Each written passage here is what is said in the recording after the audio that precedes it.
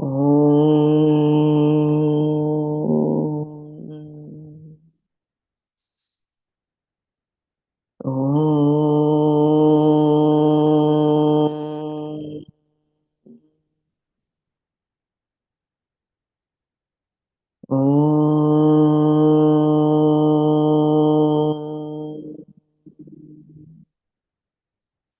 ॐ ब्रह्मानन्दं परमसुखदं केवलं ज्ञानमूर्तिं विश्वातीतं गगनसदृशं तत्त्वमस्यादिलक्ष्यम् एकं नित्यं विमलमचलं सर्वधी साक्षिभूतं भावातीतं त्रिगुणरहितं सद्गुरुं तं नमामि। श्रुतिस्मृतिपुराणानाम् आलयं करुणालयं नमामि भगवत्पादं शङ्करं लोकशङ्करं शङ्करं शङ्कराचार्यं केशवं बादरायणं सूत्रभाष्यकृतौ वन्दे भगवन्तौ पुनः पुनः। सदाशिवसमारम्भां शङ्कराचार्यमध्यमाम् अस्मदाचार्यपर्यन्तां वन्दे गुरुपरम्पराम् वन्दे गुरुपरम्पराम्। ॐ सहना भवतु सहनौ भुनक्तु सह वीर्यङ्करवावहै तेजस्विनावधीतमस्तु मा विद्विषावहै। ॐ शान्ति शान्ति शान्तिः। नारायणं नमस्कृत्य नरं चैव नरोत्तमं देवीं सरस्वतीं व्यासं ततो जयमुदीरयेत्।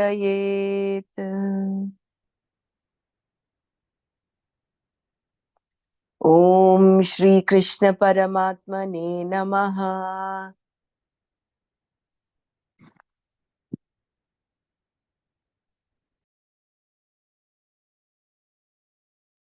अथ श्रीमद्भगवद्गीता अष्टादशोऽध्यायः।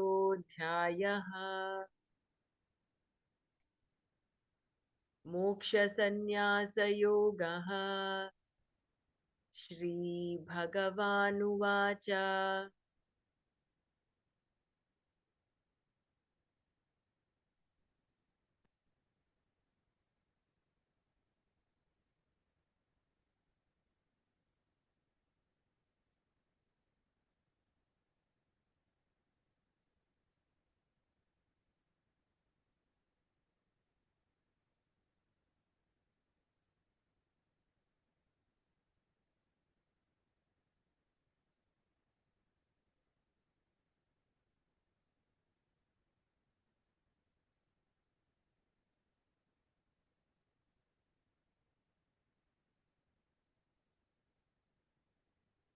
स्वे स्वे कर्मण्यभिरतः संसिद्धिं लभते नरः स्वकर्मनिरतः सिद्धिं यथा विन्दति तच्छृणु। यतः प्रवृत्तिर्भूतानां येन सर्वमिदं ततं स्वकर्मणा तमभ्यर्च्य सिद्धिं विन्दति मानवः। श्रेयान् स्वधर्मो विगुणः परधर्मोऽस्वनुष्ठितात् स्वभावनियतं कर्म कुर्वन्नाप्नोति किल्बिषम्। सहजं कर्म कौन्तेय सदोषमपि न त्यजेत्। सर्वारम्भा हि दोषेण धूमेनाग्निरिवावृताः असक्तबुद्धिः सर्वत्र जितात्मा विगतस्पृहः। नैष्कर्म्यसिद्धिं परमां सन्न्यासेनाधिगच्छति। सिद्धिं प्राप्तो यथा ब्रह्मा तथाप्नोति निबोध मे समासेनैव कौन्तेय निष्ठा ज्ञानस्य या परा बुद्ध्या विशुद्धया युक्तो धृत्यात्मानं नियम्य च शब्दादीन् विषयान् त्यक्त्वा रागद्वेषौ व्युदस्य च विविक्तसेवी लघ्वाशी यत वाक्कायमानसः ध्यानयोगपरो नित्यं वैराग्यं समुपाश्रितः अहङ्कारं बलं दर्पं कामं क्रोधं परिग्रहं विमुच्य निर्ममः शान्तो ब्रह्मभूयाय कल्पते ब्रह्मभूतप्रसन्नात्मा न शोचति न काङ्क्षति समः सर्वेषु भूतेषु मद्भक्तिं लभते पराम् भक्त्या मामभिजानाति यावान्यश्चास्मि तत्त्वतः ततो मां तत्त्वतो ज्ञात्वा विशते तदनन्तरम् ॐ तत्सत्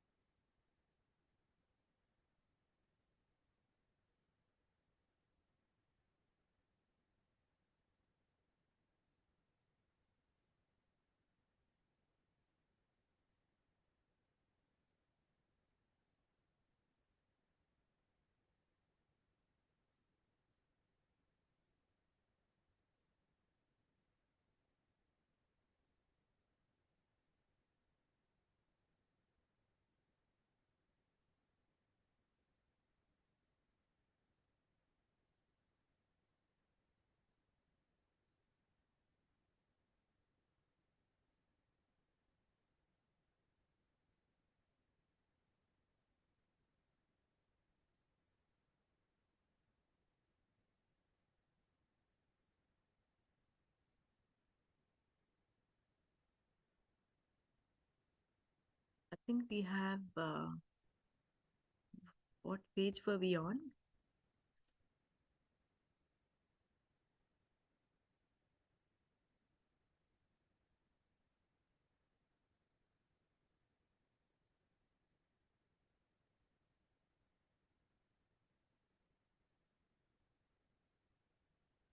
I'm going to read from here downwards.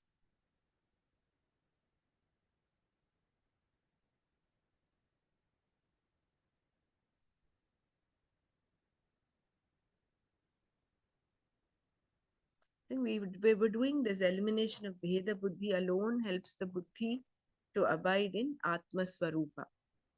I will start from here.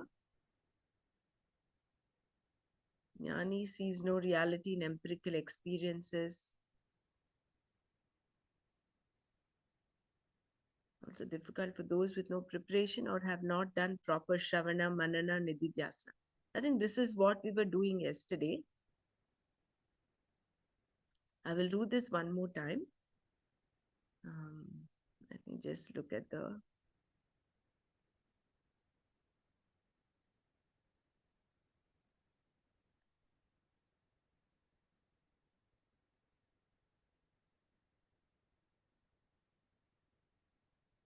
So I will start from here.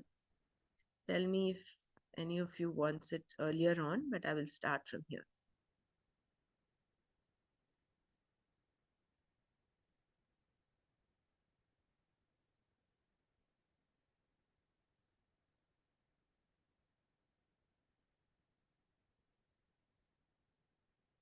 So we'll go through this one. Okay.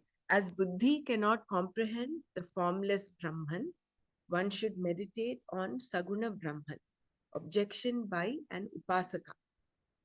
Now, a certain objection is raised by worshippers of Ishvara who are committed to meditation on Brahman with form, Saguna Brahma Upasana. A verse often quoted by some of them, the Bhagavatas, is as follows: Kalau kalmasha chittanam papa dravyopajeevinam vidhi kriya vihinanam harer namaiva kevalam. In the Kali Yuga, the name of Hari, Lord Krishna, is the only refuge for those whose minds have impurities, who live on ill gotten gains, and who do not perform the enjoined rituals. This is the objection raised by this is the stance of the Saguna Brahma Upasakas. By the name of Hari, they mean the chanting of the Vishnu Sahasranama, Parayana of other texts, pujas, etc. This is the only refuge in the Kali Yuga for those whose minds have the impurities of punya, papa, and likes and dislikes, raga, dveshas. They have accumulated wealth and power, which is not always fairly earned, but often at the cost of someone. In other yugas, the means for purification was the karma enjoined by the Veda, Vedic Kriya. These daily fire rituals like Agnihotra are not being done now. So, what can people do to gain Antakarna Shuddhi? Only prayer. And the form mentioned here is chanting the name of Hari. Prayer is the only means we have now for Antakarna Shuddhi, and any prayer is good enough, whether it is to Hari or Jesus. Remember, this is not for moksha, but for purifying the mind. That is the mistake they make in interpreting this verse. So, all that this was mentioned is the stance of the Saguna Brahma Upasakas. So Shankara says this is the mistake they make in interpreting this verse. Their contention is that it is very difficult to meditate on the formless self, and therefore one should meditate on Saguna Brahma. This is the argument of modern Vedantis all over the world. They pay some lip service to Vedanta and then say that since it is very difficult to contemplate upon the Atma, you must raise your Kundalini to some chakra or the other or do something else. There is no basis for this argument at all. Meditation upon Saguna Brahma is not as easy as they think. They say bhakti is easy, as though it is. Bhakti implies love, and when we cannot even love the people we know who have done so much for us, how are we supposed to love God? If you think knowledge is very difficult, bhakti is easy, then go ahead, do bhakti. Do not talk about it. The question is, can you do bhakti? Bhakti is an attitude. Nobody does an attitude. Love is not an action, it is purely a noun. Even though there is the verbal expression, I love you, what it means is that I have love for you. If love were an action, I could not do it whenever I wanted, like clapping my hands or putting on a hat. But it is not like that. It is not something I can command at will. They say it is easy, but the truth is, it is as easy or difficult as anything else. It all depends on where you are, what you are.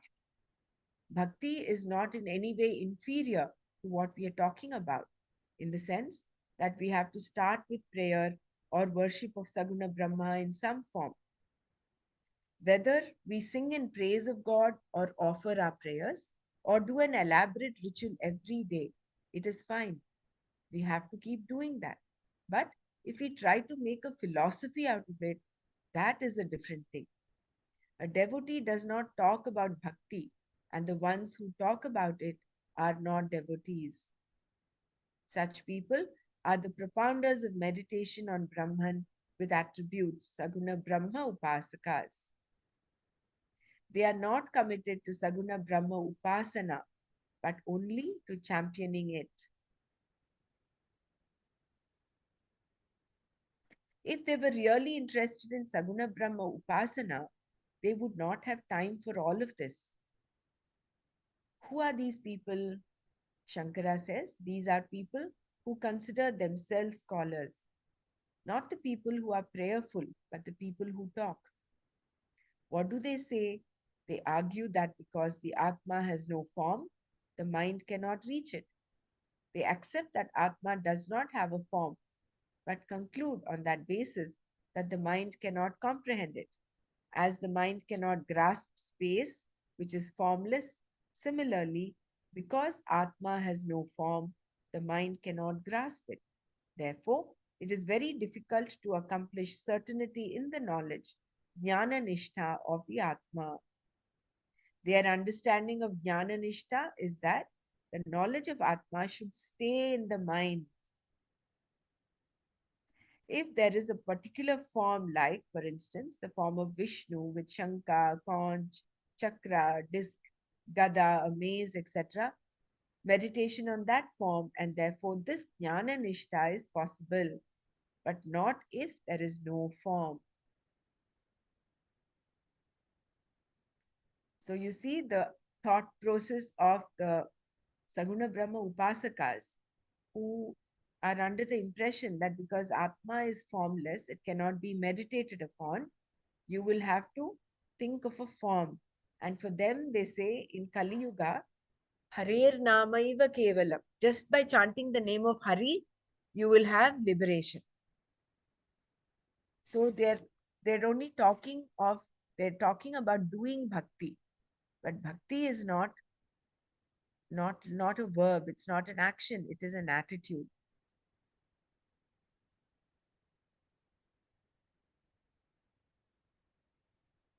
So they are like modern Vedanta, they give only lip service to Vedanta. They're not talking of jnana here. They're only talking of this is a form of antakarna shuddhi, that is all. Through prayer, what you achieve is antakarna shuddhi. But it does not lead you to liberation.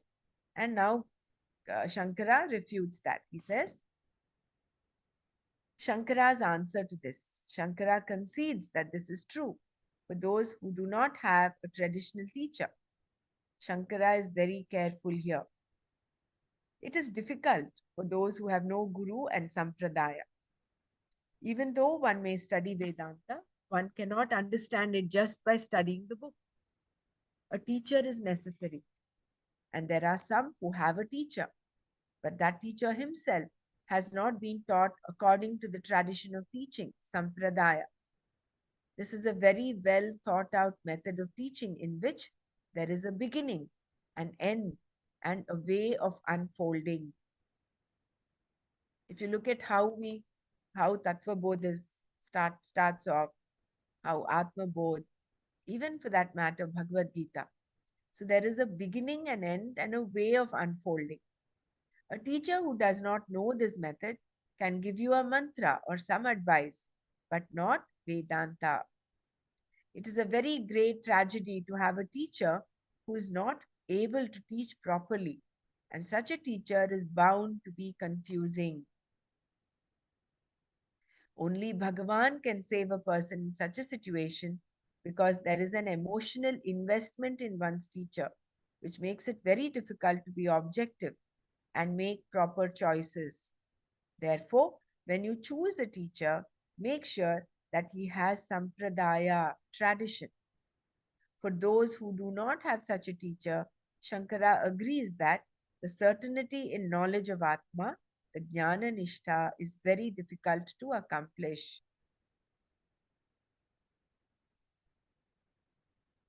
So, getting a proper teacher is also a big blessing.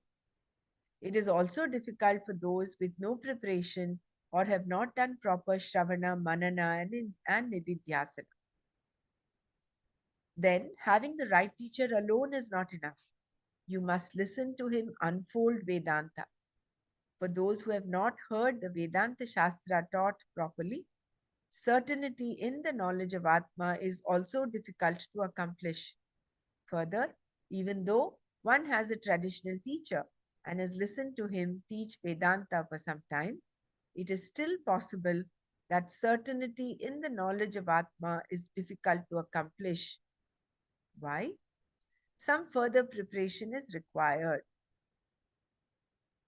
And also for those whose minds are totally committed to external objects, Atyanta Bahir Vishaya Asakta Buddhinam, this Jnana Nishta is very difficult. External objects include heaven also. You must know that. A person whose mind is preoccupied with externals has not yet discovered the proper value of things and does not have his priorities properly arranged.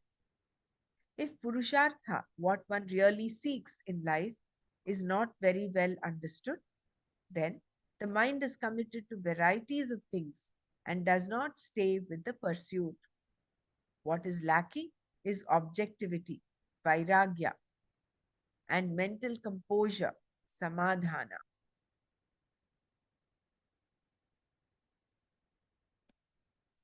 Shankara says again that it is also difficult for those who have not put in proper effort with reference to pramanas. Pramaneshu akrita shraman, shramanam, shramanam. Even if a seeker has all this, he or she still has to do manana. Suppose one has doubts, which is possible because here the whole thing is in the form of knowing. Knowledge has to be free from doubts, and to free it from doubts, one requires manana. For that, proper effort has to be made with reference to various pramanas like perception, inference, etc. You may have a doubt on the basis of experience or logic, and you must analyze what exactly created that doubt. What is the logic of the argument or the data on the basis of which the doubt occurred? That has to be analyzed. Otherwise, everything will seem all right, which means that nothing is all right. So, that vichara is very, very important. And in order to clear all the doubts, manana is very important. So, what we need to analyze is what exactly created that doubt. Because we may have a doubt on the basis of experience or logic, and that must be analyzed as to what exactly created the doubt. What is the logic of the argument or the data on the basis of which the doubt occurred? So, clarity in this knowledge is also difficult to accomplish for those who are not equipped to do this kind of analysis. If what Vedanta says is true, then every argument that is given against Vedanta must be fallacious, and the fallacy of the argument has to be seen. There cannot be any accommodation at all in this. Any conclusion that is different from what Vedanta says is not just different, it is contradictory. Vedanta says that you are Brahman. An opinion other than that is going to be just the opposite. For Brahman is limitless, and what is not Brahman is limited. Any other conclusion amounts to saying, I am limited. Whether you consider the self to be shunya, void, kshanika, momentary, baddha, bound, or anything else. That is why the Kenopanishad says, Iha chet avedit atha satyam asti.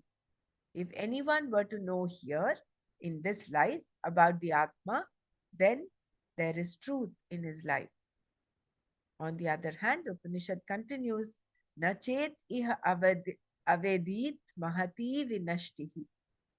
If one were not to know, then the loss is infinite.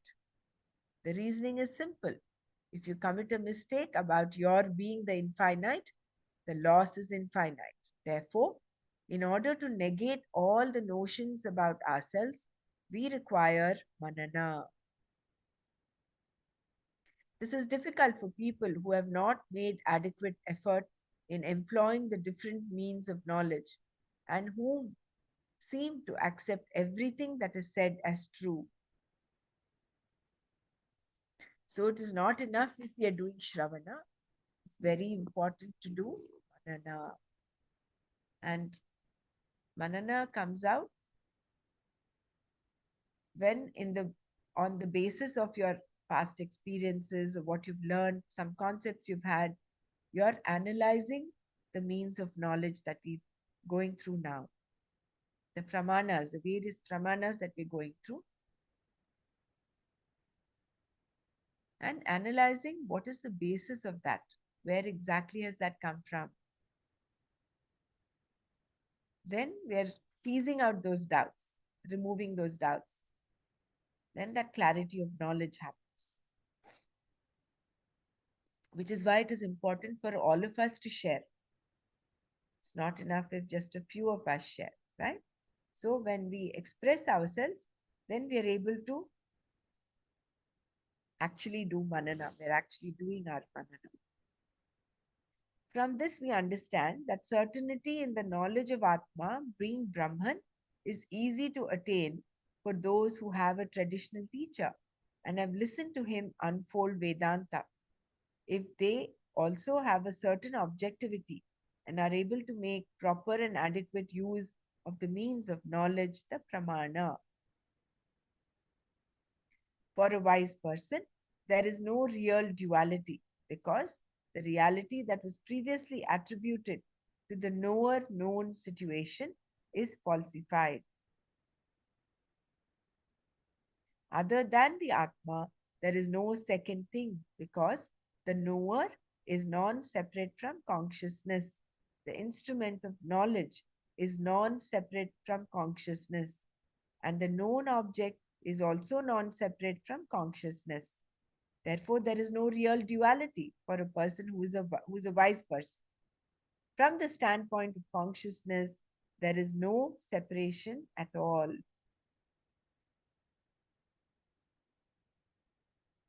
Jnani sees no reality in empirical experiences. He will still have all the empirical experiences, but they now have no reality for him. In his vision, there is nothing other than Atma. This has been shown all over the Gita, and Shankara reminds us here of a verse in the second chapter which says that what all beings are awake to, the wise man sees as night. Yasyam jagrati bhutani sanisha pashyato munehe. In other words, for those people who have a proper teacher and who can really analyze the Shastra properly, the meaning of the Shastra is like daylight. Just as you do not need to consult anyone about whether the sun is out or not, because it is so very evident, so too for these people, the self revealing self is as clear as daylight. For others who do not have these qualifications, it is like night. Thus, we have two visions here, and Shankara says that while there is nothing easier, it is also difficult if the preparation is inadequate. So, what is the preparation? It is actually very easy because Atma is prasiddha. Atma is there at every moment, everywhere it is there. But it is difficult if there is no proper preparation, not having a proper teacher, not a teacher who belongs to the sampradaya. The sampradaya here is the Vedanta sampradaya, the Advaita sampradaya. And after having had a teacher, it is not just enough having a teacher. You need to listen and then not just listening, do manana on that. Remove all the doubts that might crop up. And then you must have those all the Shamadhi Shat Sampatti, the Sadhana Chatushtaya, Viveka Vairagya Samadhi Shat Sampatti, and most important is Moksha.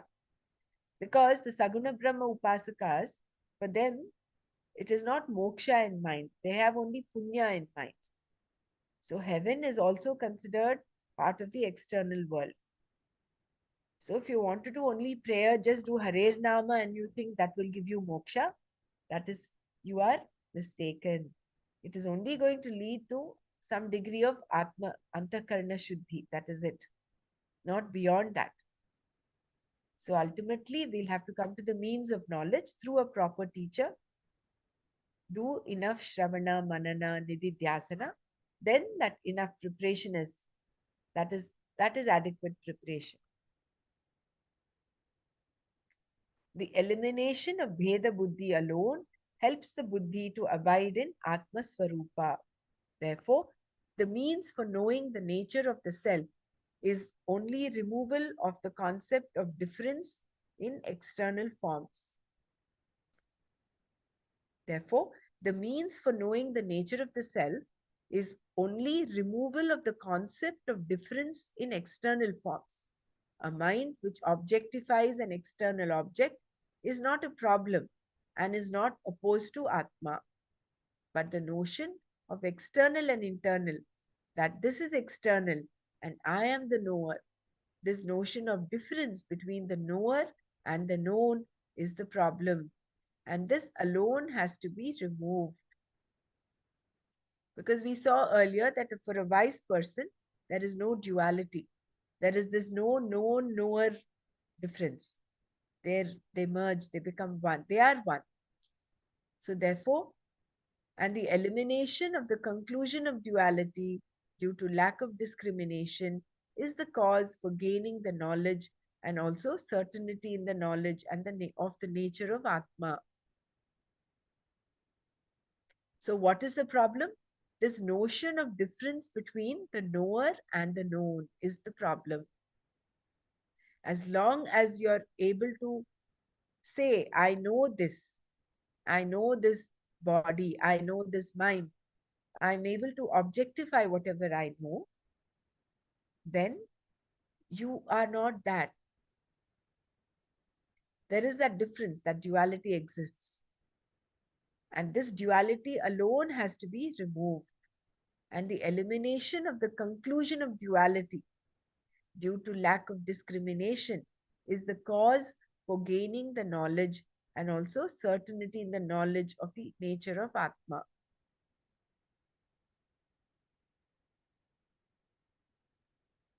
All that is necessary is the negation of the notion of difference, Bheda Buddhi. Why?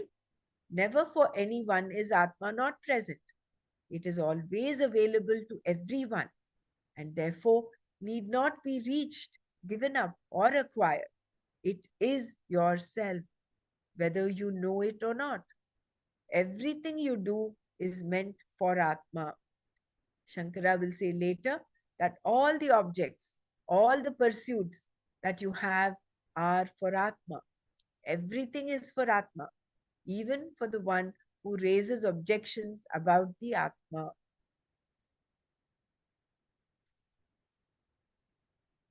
Everything is by the Atma and for the Atma.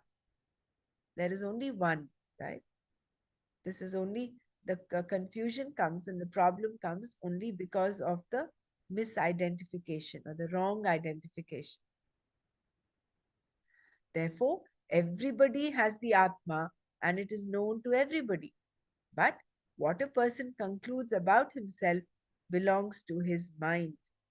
Some think about it and conclude wrongly. Some do not think about it and conclude wrongly. There is not much difference between the two. When we have lived with these funny notions for ages, and then someone comes and tells us that we are wrong, naturally, we do not want to feel foolish. In fact, the foolish person is the one who hangs on to these notions. The intelligent one, the courageous person, is the one who accepts that all these years he has been foolish. This is courage. In spite of all his investment of thought and heart in his notions, he is still able to say, I was wrong. That is intellectual honesty. That is real courage. And that courage is required. It is one thing to correct a person who is mistaken through lack of thinking. To make a person think is not a very big problem. But for the so called thinking person to give up all the conclusions he has been nursing for so many years is very difficult. So the whole thing is a process of unlearning the concepts that we have had over the years, over the lifetimes. Thus, there is nothing to do here but remove all the errors about the Atma. This error removal culminates in the recognition of Atma being Brahman.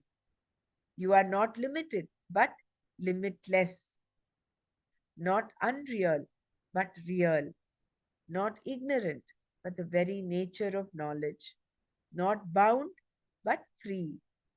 Because we have all these notions, the revealing of the nature of the self is in the form of negation.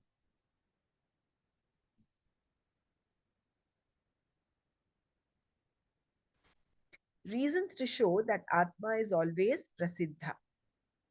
Atma is not unknown to anyone at any time. This removal of the notions of difference is the only way to appreciate the nature of the self, Atma, because Atma is never unavailable, aprasiddha, to anyone. It is always present and never totally unknown, for it is always appreciated as the meaning of the word I.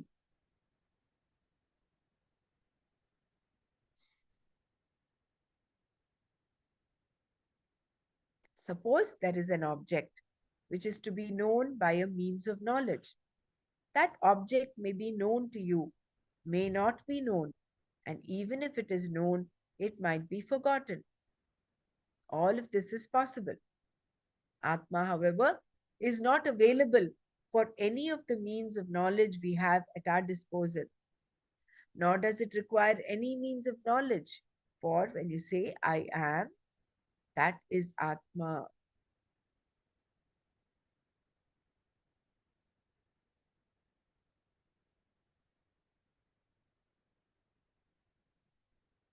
Atma is to be neither accomplished nor given up. This Atma is not something that is to be accomplished, not something that we have to reach or create or know through a means of knowledge. Neither can Atma be given up by us.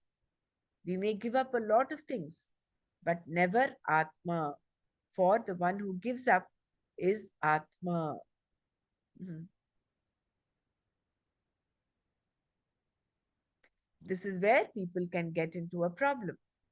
People want to give up the ego, ahankara, but it is just not possible because it is the ahankara that does the giving up. Giving up the ahankara is only possible by the knowledge that ahankara is false. So, this is where we need the means of knowledge. We need pramana here to say what we are not. So, giving up ahankara is who gives up the ahankara? It is the ahankara only, right?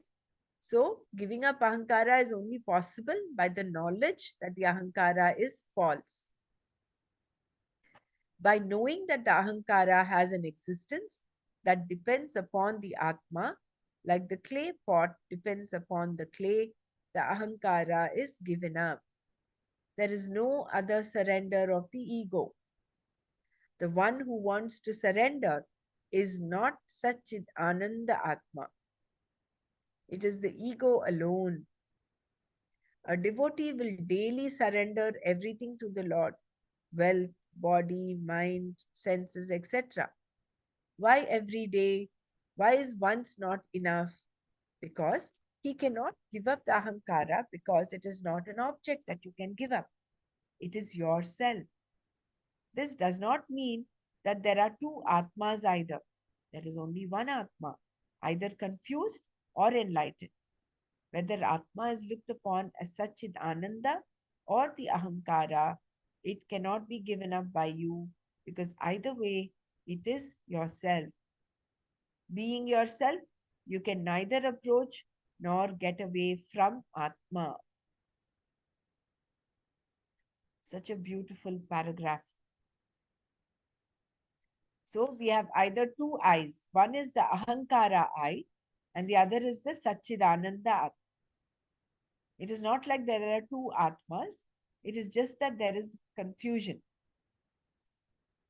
So there is only one Atma. It is either confused or enlightened. So you cannot be both at the same time. So if you're enlightened, you're enlightened. If you're confused, you're confused. So all of us sadhaks are in that state of confusion, of wrong identification, which with this proper Shravana, Manana, Nididhyasana, approaching a teacher who's Sampradaya, and then doing enough Manana on that, having Antakarana Shuddhi, getting rid of our Raga Dveshas, then this confusion that we have has a then that will slowly dilute itself. And then finally, what is true of the Atma, the true nature of Atma reveals itself. So you don't need to acquire, reach, or accomplish anything for getting Atma. It is not about getting. We are Atma is the only thing which is there throughout. Only that error of perception has to be removed.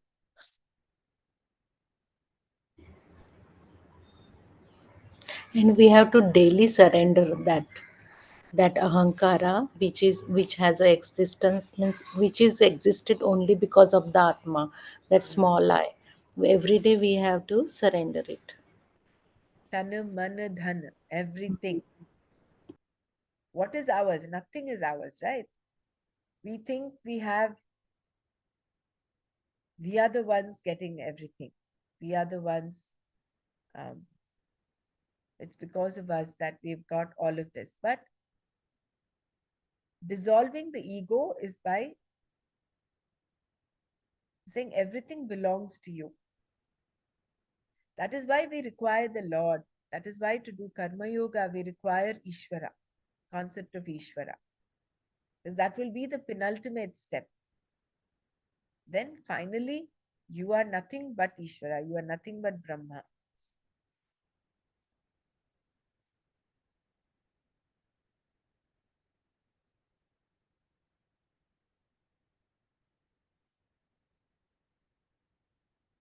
Which is why when people praise you for something, it is not your doing, isn't it? It is all His vibhuti.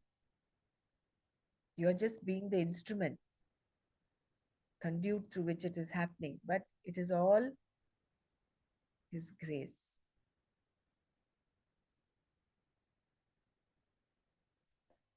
Again, a karma yogi is a bhakta also. Because he's a bhakta, he's able to recognize Ishvara as the karma phaladata, as the karma dhyaksha. But ultimately, he has to move on. He is on the path of a karma yogi, is also a mumukshu. Finally, when that knowledge happens, then that little dvaita bhavana that is there, even that will disappear. And he becomes a wise person. Hariom. Yeah. This ahankara bhavna, I think, as the antakarna is cleaning slowly, then that I would also disappear. No, like, am I right? I That you think have, so. It is because, see, what is Antakarana Shuddhi is you're letting go of your ragadveshas. You're getting out of the binding ragadveshas. yeah, that I figure will slowly Get fade away. dilute. That, Yeah, it yeah, will dilute more and more. yeah, See, if your ragadveshas are very strong, you have strong likes and dislikes, then you have I like this, I don't like this. So the I is very, very prominent. But as they are getting diluted, you are you are having ragadveshas, but they are non-binding. Then that I becomes lighter and lighter. You are just in sync with the universe. You're doing what the universe wants you to do. You're in line with,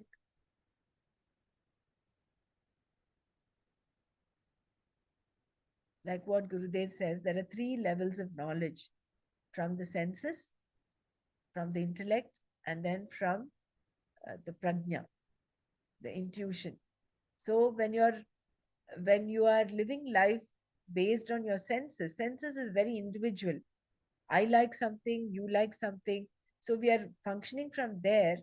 We are very strongly caught up to our raga dveshas if you're living your life based on the senses. Whereas when you come from, and that is individualist, whereas when you come from the intellect, it is common knowledge. He gives the example of the sun rising in the east, setting in the west. That is what the senses perceive, but intelligence tells you, the intellect tells you that this is not true. And that is common knowledge. Everybody has it. Whereas going beyond that is the universal knowledge, which is intuition, where it is um, it goes beyond even the intellect. And that is the truth. I mean, that is the truth. That is what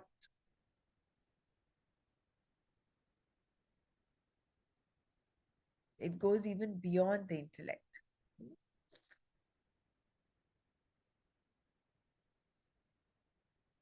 But I don't really know the difference between the intellect, the knowledge that is coming from the intellect, and that from the intuition. Maybe there's a subtle difference there.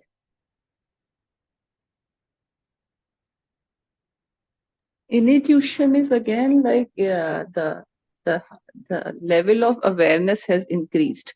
So the level of awareness would only increase when that there is purity in you. No, when you are free from many emotions and all the negative aspects, then that that the level of awareness will increase, and that is only we call intuition. No, like Right. I am interpreting it this way. Mm. No, I think for with respect to the intellectual knowledge, there is still that I which is quite strong, I suppose. Yeah, intellect with intellect, regarding to intellect, Mm. there will always be an I, Mm. because there that intellect will have that ahankara there. No. Right. So when you go beyond, when that intellect in the ego is also getting more and more diluted, then you are in sync with the universal knowledge, which is intuition. Then you automatically know what to do, when to do. You get the right thought at the right time. So you do what is karma yoga is to do what is to be done. So you will be guided by that intuition when when you slowly rid yourself of raga dvesha. So they're all very intimately connected. Getting rid of binding raga dveshas, antakarna shuddhi will slowly develop, and of course sadhana, your meditation, and all the sadhana chatushtaya, all of that, shama, dama, when you practicing all of that, then you are more and more in sync with, you function from your intuitive space rather than from your intellect. At the intellect level, there is still that film of raga dveshas. That is the difference, I suppose, between the the knowledge coming from the intellect and that coming from the intuition. Can you repeat this last line you said? There was some disturbance there. This one, you mean Yeah, from the last you said, no, just now, one line. the intellectual knowledge, there is still that raga dveshas, there is that filter of raga dveshas through which you still function. Whereas when you are coming from the space of intuition, you are in sync with the universe, that universal knowledge, which is nothing but that jnana aspect of Satchidananda, Satchit, that Chit aspect. So you're in sync with what is to be done. So you get the right thought at the right time. And that is what Karma Yoga is about, right? Karma Yoga is to do what is to be done. So the ahankara is mainly associated with the intellect, because there Yes. that I would be there. Hmm. Uh, Regarding, like you said, raga dvesha would be Raga there. Dvesha. Yeah. Yeah, so Hmm. right. Because I always would have a doubt. I said, how do I know that what I'm deciding is the right thing to do? Because there are so many choices there. I mean, there's so many options. How do I know what is the thing to know that the decision I've taken is the right thing? So I suppose the answer is the more and more you're in sync with the universe. That is the siddhi. That's a siddhi, isn't it? It's really a blessing if you're able to be in sync with what the universe wants you to do. So in order to Yeah, do that, and we it should be more and it more in it. starts happening slowly, slowly, no? Mm, Like small intuitions you get, then sometimes it is so precise that you yourself are sometimes surprised. mm. Like it, for me, like when the phone rings, I don't know, some telepathy or is there. Like I come to know mostly whose phone would be there, unless it is like not related to me. Like Right. if my children or my mother, like those with whom you are connected, you come to know, okay, this is his or her phone. Mm, It happens very often, but not mm. with the other people. Only persons with which you are connected, mostly near persons. Yeah. Yeah, we all have flavors of intuition coming up, but having intuition to guide us, like Gurudev says, intuition is like an inner GPS. It is guiding you correctly to the right, in the right direction, every moment of your life, every decision you take. But again, here the past lives karmas make an impact on choice, or it may be happening just because even if we take the decision or any mm, correct action, or whatever action we are taking, we feel we are that is correct, but nature ultimately making us do it. So it may be correct or not correct according to our past lives impacts also, I think so, because very less thing is in our hand to decide also. Jai Gurudev. That's why they say, universe is not one dimensional, it's multi-dimensional. It's law of karma, law of, Mm. farming, like whatever you sow, you reap, intuition, so many things work. Yes. I remember that sentence, tum mera means you do what you want, but Krishna says no, so you do your work, but I will means I don't remember that properly. Sarvadharman parityajya mamek. Is that what you say? Ma, nee, he said no, Mamekam. you do anything, but I will do in my own way. Mm, There is a choice for you, but I will make you do that. mm. Some I don't remember that shloka. But see, we don't need to give on this path, actually, when you're on the moksha marga, understanding karma and how it affects our life is there. No doubt. That understanding is important. That we have the prarabdha karma and all that. But we do not need to, the effect of the prarabdha karma starts getting diluted. No doubt you'll have to go through it. Hmm. But how much of it is actually affecting you? Because you have put yourself up on a different pedestal now. Does not matter. whether your prarabdha karma is taking you through a child. Like, for instance, look at Ramana Maharshi, look at Ramakrishna Paramahamsa. They had to go through their prarabdha karma of whatever pain they went through, bodily pain. But they were in a different state, different heightened awareness, heightened consciousness altogether.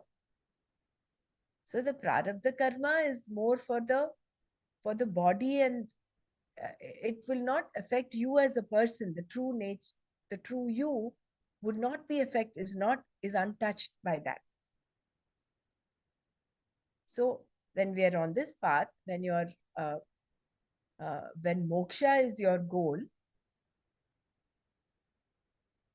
the actual effect of prarabdha karma will get, it's as though gets diluted. That is the grace, no?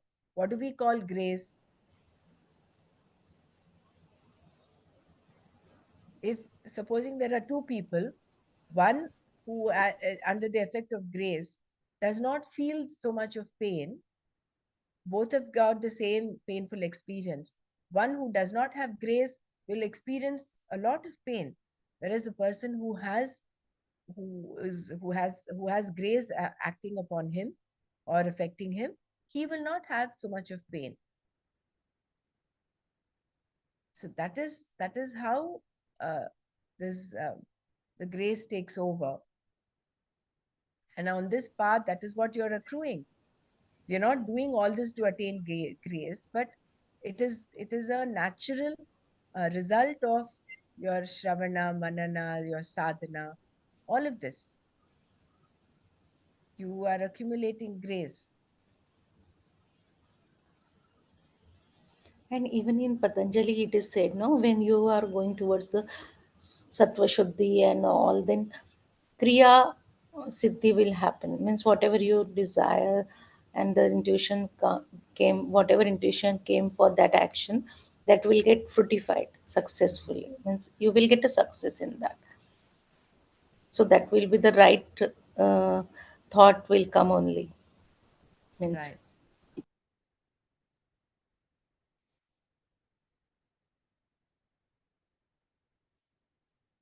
Means in Patanjali, so many means in Sanyam, like we have sutras. So what we get from what, that also very clearly said in Patanjali Sutra, no?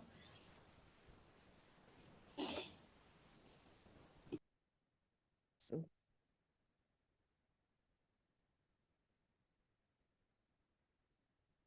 should we go ahead? So if Yes, Atma is please. unknown, all activities will be meaningless. The previous paragraph, there is only one Atma, either confused or enlightened. Whether Atma is looked upon as Satchidananda or the Ahankara, it cannot be given up by you, because either way, it is yourself. Being yourself, you can neither approach nor get away from Atma. If Atma is unknown, all activities will be meaningless. Then Shankara says that if this Atma were not there, aprasiddha, the undesirable consequence would be that all activity would be fruitless for the one who does it. All our activities are meant either to gain something or to get rid of something for ourselves. No matter what activity we undertake, it is only for our own sake. There is no such thing as doing something for the sake of another. If someone is in trouble and I try to help him or her out, it is for my own peace of mind. Any given mind has empathy, and therefore, if anyone is in pain, that pain becomes my pain. Naturally, I want to get rid of it. All actions, even altruistic ones, are centered on oneself. This means that if the self is not there, all action is absolutely fruitless. When Atma is not there, that is, when the doer or the enjoyer is not there is no purpose in any activity. Either you enjoy things or you do things in order to enjoy. These two, the enjoyer and the doer, go together and are mutually dependent. Enjoyment is not possible without the enjoyer, much less is it possible without the agent to produce it. And the agent will not undertake an action if he is not going to be there to enjoy it. Just give me a second.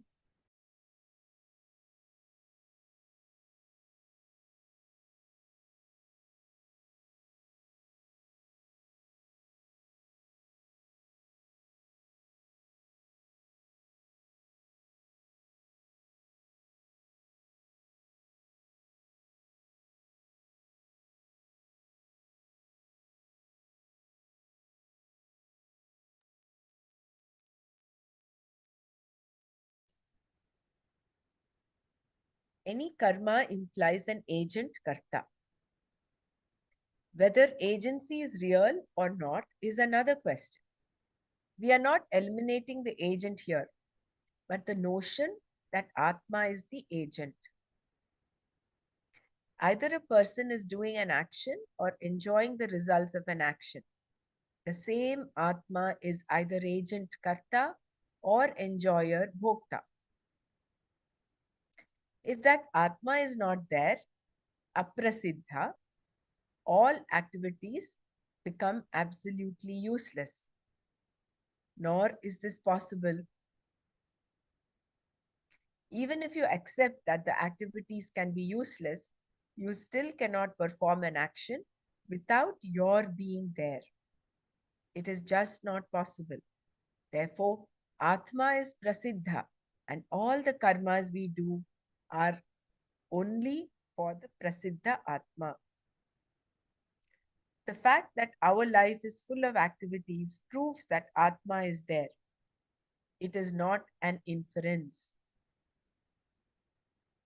It is a pratyaksha pramana, isn't it? It is, you don't infer that Atma is there. It is the fact that our life is full of activities proves that Atma is there. Further, Shankara says that we cannot say that we do all these things for the sake of something that is inert, like the physical body. If I say that my body is not doing well, and therefore I'm giving it some exercise or massage, it is not for the body's sake, it is for my sake. Even if I want to listen to music, it is not for the eardrum's sake. The eardrum does not want all these noises, etc. It is all for my sake alone.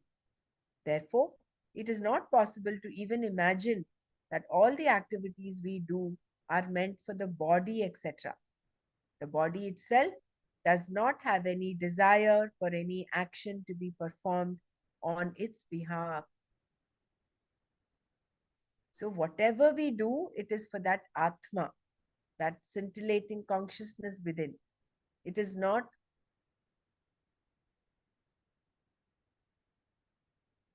the body senses are not asking for action to be done. So even if you're doing some charitable acts, you're helping out a person, it is not for the sake of that person that you're doing it. It is ultimately for your own sake. Because you have empathy, so you feel that other person's pain. And in order to get rid of that pain, you go out and help for your sake. Atmanastu kamaya sarvam priyam bhavat. Seeing that person in discomfort or pain, so basically you are at unrest. So to make your inner at rest and peaceful, you try and do some efforts to Correct. create that situation back again, like you want to do it all, amend it, so that it doesn't disturb you basically. Isn't it? It's so enlightening, no? So everything is self-centered. Nothing is selfless here. Yeah, so Talk to man is me, selfish by nature, this means, no? He's selfish in nature, but basically. this is selfish out of understanding. It is not selfish out of greed I mean, this comes out of complete understanding that whatever activity we do is for the sake of the self.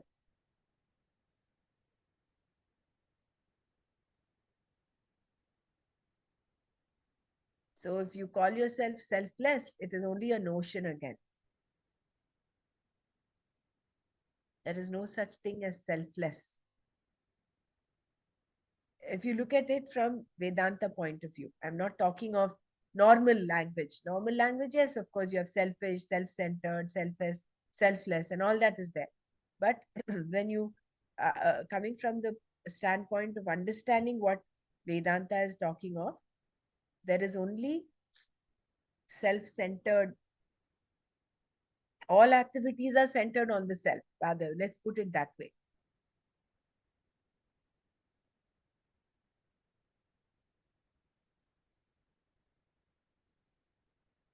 The purpose of all activity resolves in reaching oneself. Then someone argues that even though it is true that activities are not for the body or the senses or the mind because they are inert, still they are for the sake of some happiness. That is not totally true. Why? Because the purpose of all activity resolves in reaching the self. If a person performs an action to enjoy a result, it is so it is so that he will be happy. It is all only for one's own sake, one's own happiness, not for an entity called happiness. Atma may be happiness, that is another thing, but all action is only for one's own happiness, not for the sake of happiness, sukha.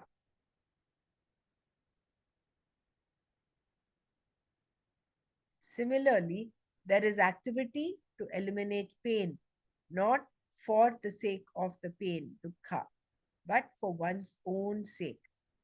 It is always for Atma alone. The end, avasana, is reaching oneself, Atma avagati. I'll read this paragraph again. The purpose of all activity resolves in reaching oneself. Then someone argues that even though it is true that activities are not for the body or the senses or the mind, because they are inert, still they are for the sake of some happiness. That is not totally true. Why? Because the purpose of all activity resolves in reaching the self. If a person performs an action to enjoy a result, it is so that he will be happy. It is all only for one's own sake, one's own happiness, not for an entity called happiness. Wow. There's a subtle difference there, no?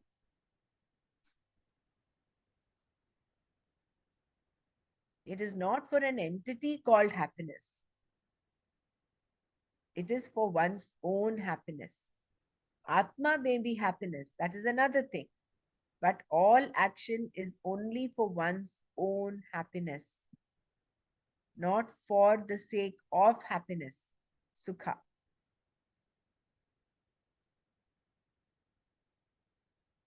It is here he's considering happiness as another entity. So it is not for happiness, it is only for one's own happiness. Similarly, there is activity to eliminate pain, not for the sake of the pain, dukkha, but for one's own sake. It is always for Atma alone. The end, avasana, is reaching oneself, Atma avagati.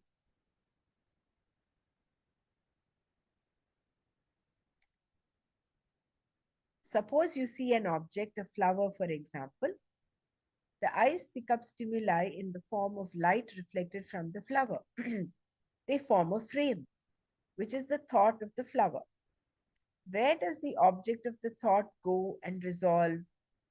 All objects, all forms, all sounds, all tastes, all smells, and all types of touch go and fall at the feet of Atma, consciousness, Chaitanya.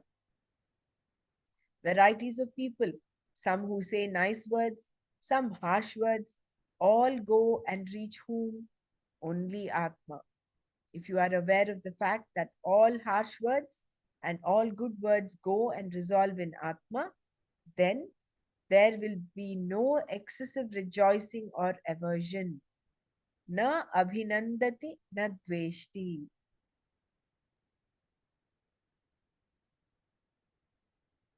If you are aware of the fact that all harsh words and all good words go and resolve in Atma, then there will be no excessive rejoicing or aversion. Na abhinandati na dveshti. But suppose I do not Dr. know. Bhavna, can you explain this? Yeah. This So the thing is what Shankara is saying is that all activity is for Atma's sake alone, is in result, it resolves in reaching oneself, right? So the earlier paragraph said, whatever we do, even seeming charity, dana, everything that we do is for one's own sake. Here is resolving and reaching oneself.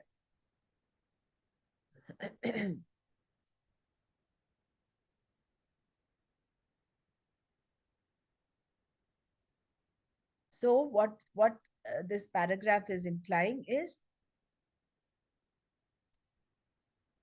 we are not doing things for happiness, because we are doing it for one's own happiness, not for happiness as happiness as an object, as a different entity. So even if you're doing activity to eliminate pain, it is for one's own happiness, not for the sake of pain. Supposing you see an object, I'm just reading this paragraph again. The eyes pick up stimuli in the form of light reflected from the flower. They form a frame, which is the thought of the flower. Where does the object of the thought go and resolve? All objects, all forms, all sounds, all tastes, all smells, and all types of touch go and fall at the feet of Atma, consciousness, Chaitanya. Varieties of people, some who say nice words, some harsh words, all go and reach whom? Only Atma. If you are aware of the fact that all harsh words and all good words go and resolve in Atma, then there will be no excessive rejoicing or aversion. Na abhinandati na dveshti. It is like if you consider Atma is that central point where everything comes. See, all your senses, all the five senses, the inputs of all the five senses are coming to that central point. It is that they resolve in that, isn't it? If you consider all the senses, they come, they feed the mind. But where is the mind? What is the mind? It is nothing but one of the um, external equipments, but that is, the mind is enlivened by consciousness. So ultimately, all the senses are resolving in that Chaitanya, in that consciousness. They're coming into that consciousness. Similarly, all our experiences.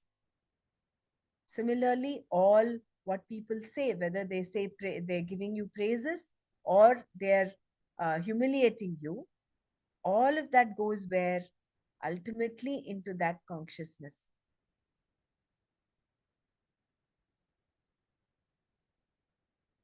no, this line that all harsh words Mm. and all good words go and resolve in Atma.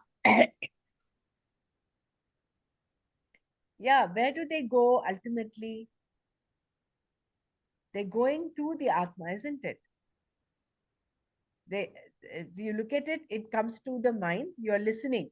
See, from the eardrums, it goes to the mind and you're processing it. you're saying, oh, this is a praiseworthy sentence. I mean, this is a praise that I'm getting from someone. And someone says something not nice, something hurtful.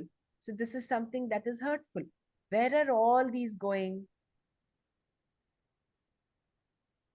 They're I going to the thought mind. they are going to the mind. Where is the, what is the mind? Mind is separate from Atma, right? Is it separate from the Atma? Does mind have a separate existence apart from Atma? It is The mind basically the is because, acknowledgement, I think. That yeah, the mind acknowledgement is is because happening. the Atma is, right? See, here what Shankara is deriving is saying everything has its basis in Atma and it resolves in Atma. Ultimately, the mind has no existence separate from the Atma. What you identify with, like what Savita ji said, if you are identifying yourself with the mind and then you're feeling hurt and happy, elated and thing, that is different. But ultimately, everything is coming to the Atma, which is limitless, which is Sachidananda. It is like a huge ocean, all encompassing ocean. So when such is the case, where is that feeling overly elated and where is the feeling where I mean there will not be over elation or depression when you get praises and otherwise. All the body, like whole of the body, like all the sense organs, especially that skin and the mind, intellect, they are just the tools for reaching that atma. No, they, with the help of those we perceive, and that what we perceive, it it it ultimately it reaches to that atma level, that consciousness. Doesn't it happen like if even if a fly is sitting on our hand, we just come to know instantly. So that sense organ, that skin, it is helping us to perceive and how fast the message is going to the consciousness. So it is basically that consciousness which is perceiving that acknowledgement is happening at the atma level. Though our sense if you see it medical wise, then we study that how the sensory neurons and all this is, that the pathways are there. But acknowledgement of that, you come to know that it is a fly or you come to know it is an ant. uh, Touch is the same, but the perception is different, no, for different uh, insects, you can say.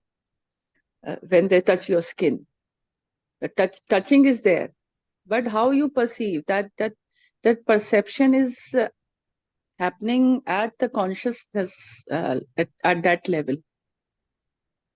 Like this is what I understood uh, It's true. from this. See, for instance, supposing you're asleep, there is taking the example of the fly. There is a fly sitting on your skin, but you're in deep sleep. You are not aware of the fly. But whereas when you're, yeah, maybe this is not the right example. This is an example to say the matter equipments are, um, they're not functional when deep sleep. But whereas that the yeah, maybe we can use it for that. So the mind, as when you are awake, the mind perceives. But when you are asleep, where is the mind? The mind is not functioning there, right? You're in It's in deep sleep. background.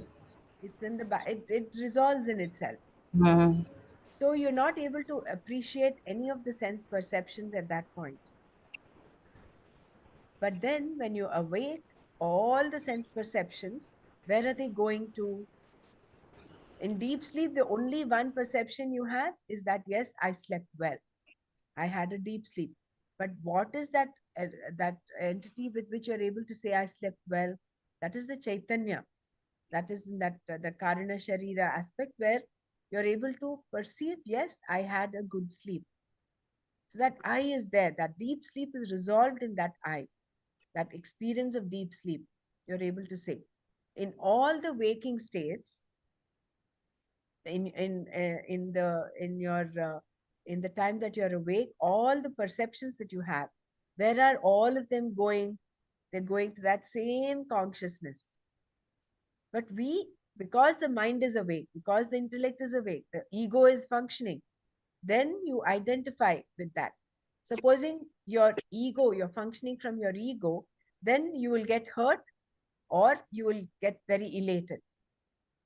But if you understand that all the perception, all that is going to something beyond the ego, it is resolving in the Atma, which, like in deep sleep, you don't have any, supposing someone is hurling praises or hurting abuses to you.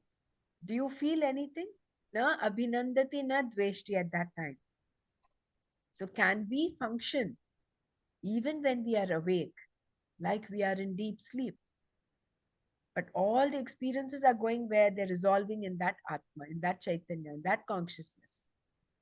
The only problem when we are awake is that we identify ourselves with our mind, our body, our intellect, our ego, that I comes up. And that blocks away the actual Atma into which everything is getting resolved.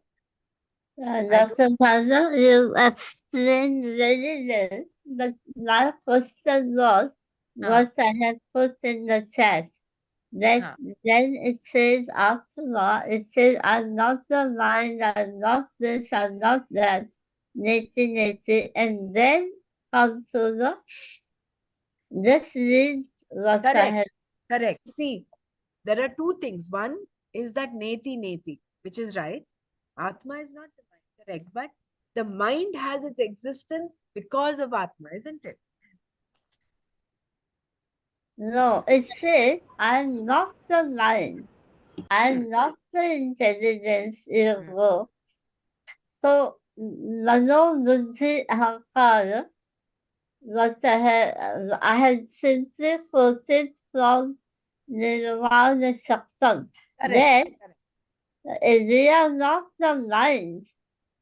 They are not the who am I? I'm not the mind. I'm not the I, ego. I am in that, but I am not that. It's like that. yeah, Yes, correct. You're very right. So I am not the mind. So where is this perception of praising and hurt coming in? Where is it happening?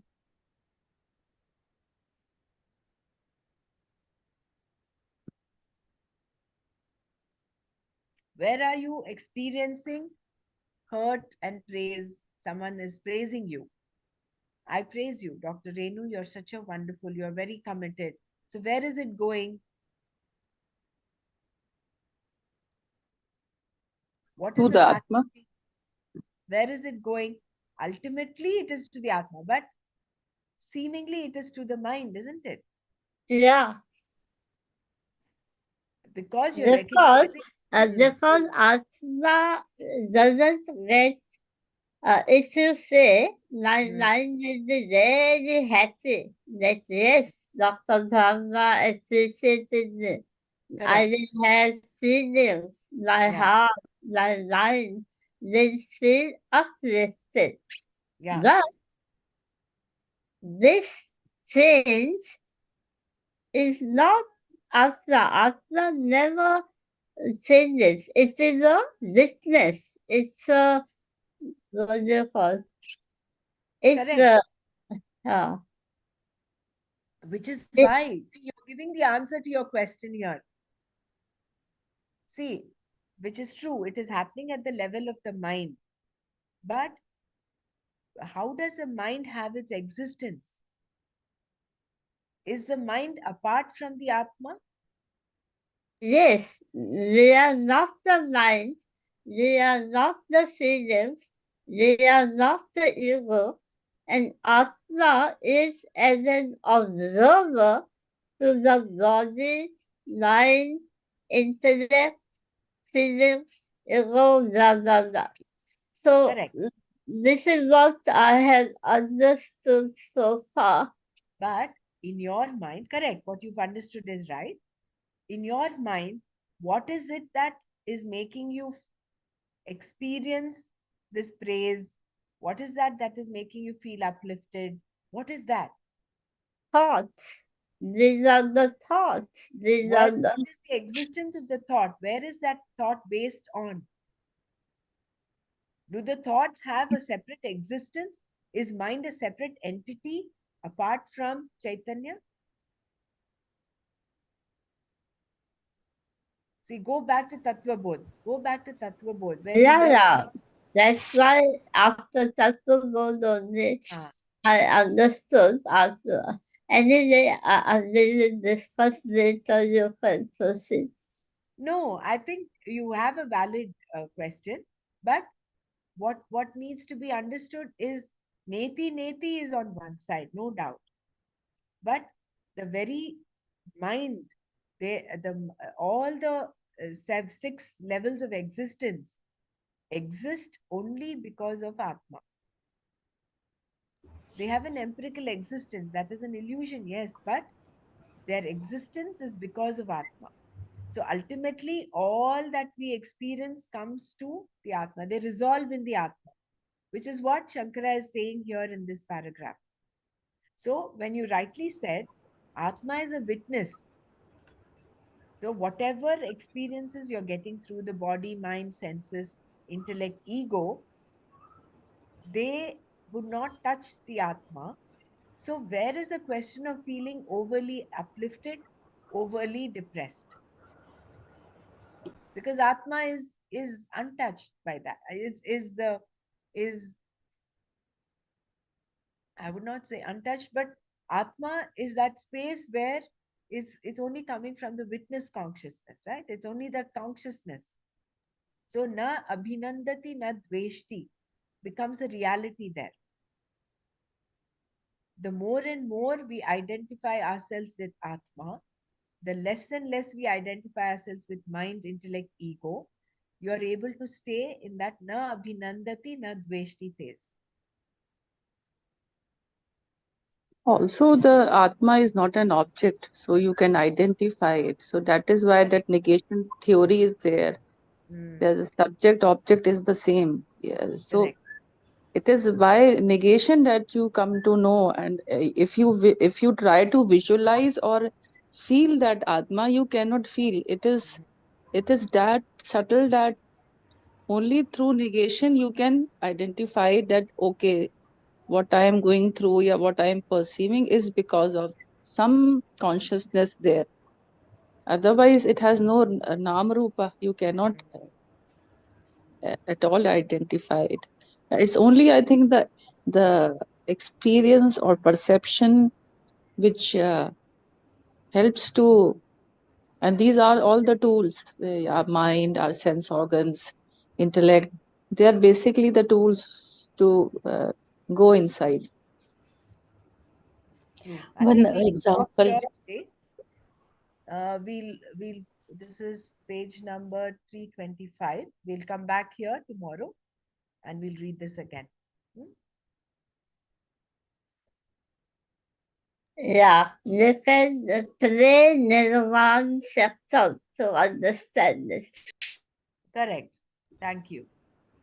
One example is coming to my mind, like all rivers resolved into this Ocean. ocean. Hmm. Yeah, but ocean, the existence of river is only because of the ocean. So, like consciousness, everywhere is the consciousness. Whatever you are, whatever is the mind, whatever, it ultimately resolves into the consciousness only. I think like that in Uh, this line. Dr. Right. Sandra, this is body, mind, and intellect. They are not as long. As you go further, we will read them. Anyway, let's thank you. Yeah, This is tomorrow. Tomorrow we will Yeah, discuss. you Thank you. reflect upon this. We'll reflect on this, and we'll come back tomorrow. Okay. And you can check the Nana list. Yeah, you can maybe verbalize your question. You can put it in the chat in the group, or send it to me, and I'll share it with Nana. You can share it with Nana by email as well. Okay. Om Loka Samasta Sukhino Bhavantu. Om Shanti Shanti Shanti. Om Tat Sat Shri Krishnarpanamastu.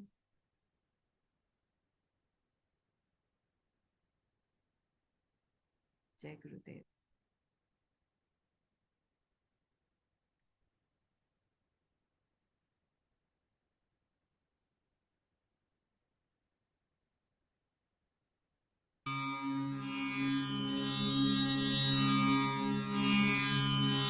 मनोबुद्ध्यहङ्कार चित्तानि नाहं न च श्रोत्रजिह्वे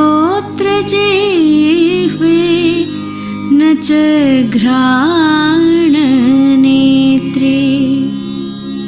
न च व्योमभूमिर्न तेजो न वायु चिदानन्दरूपः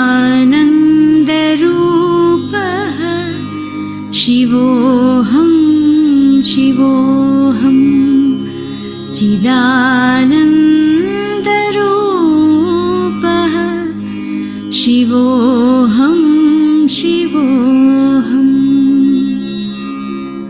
न च प्राणसंज्ञो न वै पञ्चवायुः न वा सप्तधातु न वा पञ्चकोशः न वाक्पाणिपादौ न चोपस्थपायु चिदानन्दरूपः शिवोऽहं शिवोऽहं चिदानन्दरूपः शिवोऽहं शिवोऽहम् न मे द्वेषरागो न मे लोभमोहो मदोर्नैव मे नैव मात्सर्यभावः न धर्मो न चार्थो न कामो न मोक्षः चिदानन्दरूपः शिवोऽहं शिवोऽहं चिदानन्दरूपः शिवोऽहं शिवोऽहम्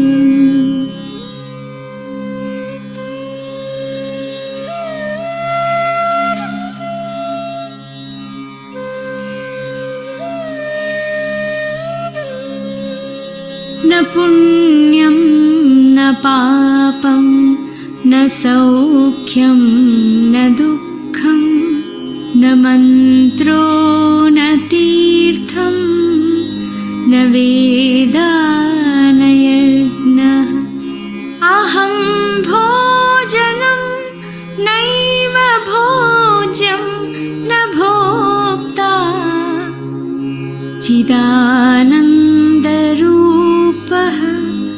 शिवोऽहं शिवोऽहं चिदानन्दरूपः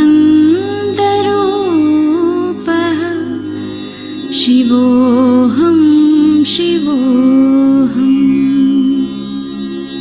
न मे मृत्युशङ्का न मे जातिभेदः पिता नैव मे नैव माता न जन्म न बन्धुर्न मित्रं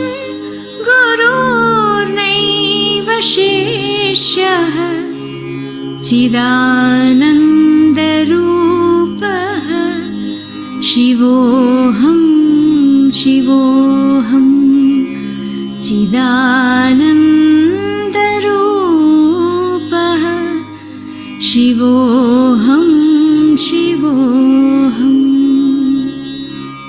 अहं निर्विकल्पो निराकाररूपो विभुर्व्याप्य सर्वत्र सर्वेन्द्रियाणां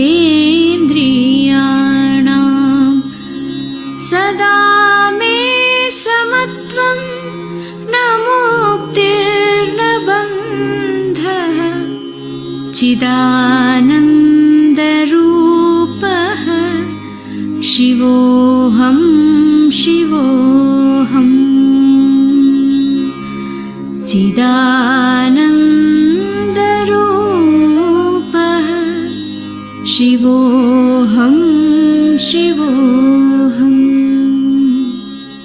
शिवोऽहं शिवोऽहम्